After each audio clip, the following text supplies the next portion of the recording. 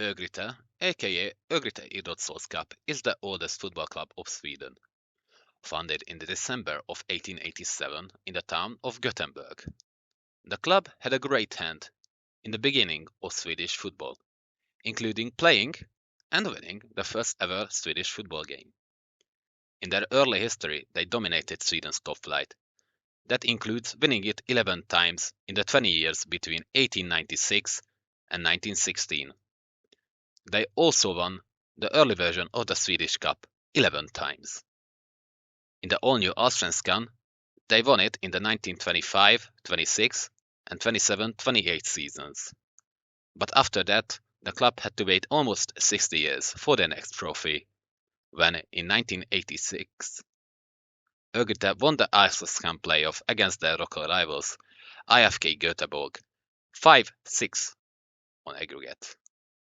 Then, after 15 years of trophy drought, the club won the Swedish Cup won against AIK Stockholm, 2-1 on aggregate. But in the 2000s, the club slowly began to fall down the Swedish football pyramid and couldn't find a footing in the top tier, and currently hasn't been there since the 2009 season. While rival clubs from Göteborg, like Häcken or IFK Göteborg, are constant participants in the top tier, winning it sometimes and even managing to go into Europe, Örgryte fans have to settle for the mid-table in the second tier. And the board had enough of the mid-table language. So a young manager, with a man got appointed.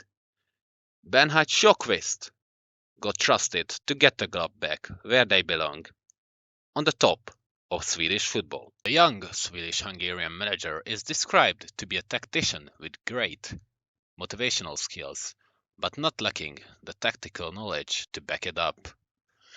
Looking through the team, there were a good group of players that could help us achieve promotion to the Allsvenskan.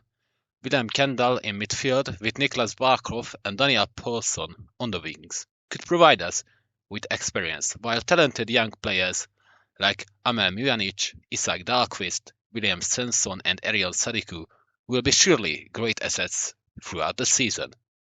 Sadly, we don't have much money to work with, and because of goalies wasn't great enough for the Superettan or injured, the only preseason signing was the talented Otto Lindell, on loan from IFK Norrköping. Well, technically I brought in one more player, 17-year-old Oskar Reinholdsson on a free 2 weeks after the window shut close. So quickly, let's talk about the Superettan. The second tier has 16 teams battling it out. The top 2 teams gain automatic promotion, while the third has to play a play-out game against the 14th team in the Allsvenskan, similarly to the Bundesliga. In the preseason, we looked good, so I couldn't wait for our Superettan season to start. Then Sadiku wanted to leave, and everybody got mad. So I sorted us to Pescara. We started the season against Skövde, where we dominated early. Isak Dahlqvist hit a screamer, then scored his second. Paulsson then made it 3. I didn't really care about us almost bottling the result. In the end, I had my hopes high. Then we lost the next game against Landskrona boys, who played half an hour a man down. And their winner came in the 91st minute. Oh boy, this will be a long season. And the next game weren't better either, where 16-year-old Michael Osajande saved me from an embarrassment against Östers. Yeah, a young winger saving me from shame is a kind of a recurring thing this season. In the next match, Paulsson put us in a tough spot for the second half, but the early goal from Mujanic and a concentrated defending got us back to winning ways against Eskilstuna. To end April, we won against Jönköping thanks to our other young winger, Adrian Klipic, who came off the bench to replace the injured Osajande, then scored a brace, including this absolute screamer. Not a horrible start to the season, I must say. We then follow up this with 2 straight draws and a 2-1 loss against Gefle.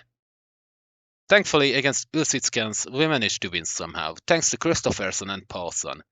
And we wrapped up a horrid May with this result. Then we immediately lose to Helsingborg with an absolutely weak performance. After that, the preview showed me not having any good new youngsters coming through except the ones that already were here.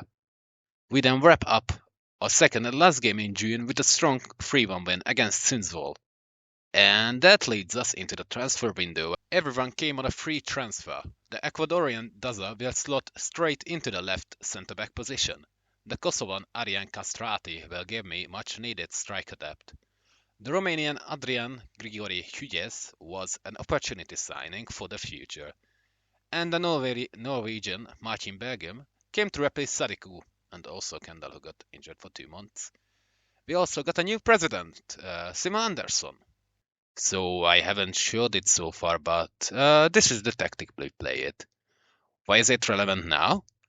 Well, because after a horrid run, I tweaked it. Dyrastam saved us from embarrassment twice in July.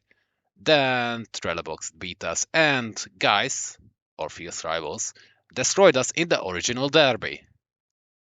We then beat Landskrona with a late winner from Munich to start of August, and this took us to 6th in the table. Then we went and did a comeback with 1 man down against Helsingborg, and Kastrati scored his first. Then Skövde and Östers held us to a draw. Yeah, but we bounced back against Eskilstuna in a 2-0 victory. And that means we went unbeaten for a month. Having better depth looks like it is working out. Starting off September, we won in the Swedish Cup second round, but the Cup will be irrelevant in Season 2.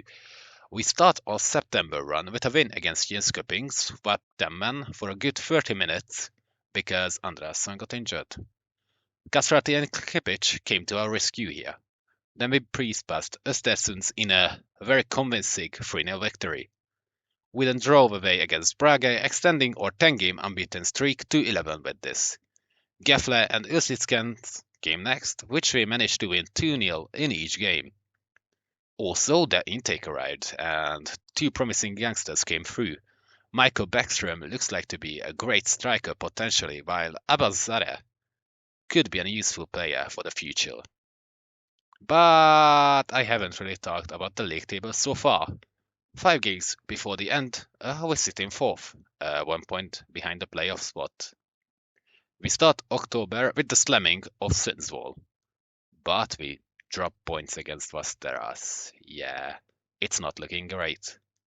We go into the game against Trelleborg with a do-or-die mentality, and we absolutely crush them 4-1.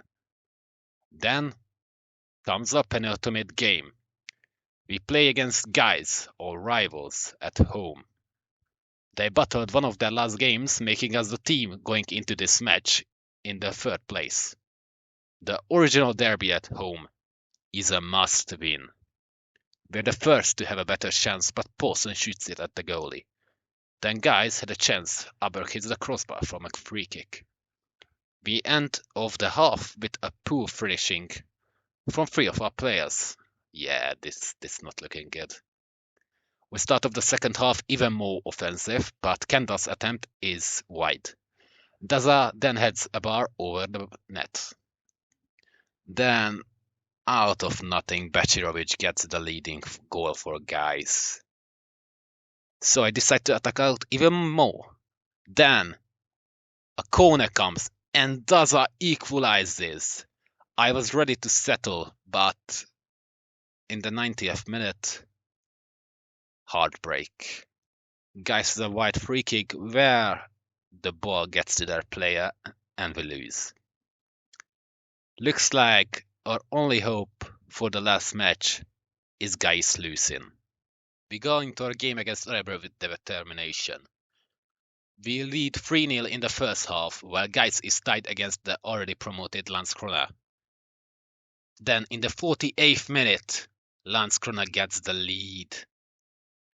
But looks like we will pay for this game because we lose Aloni Linda due to injury.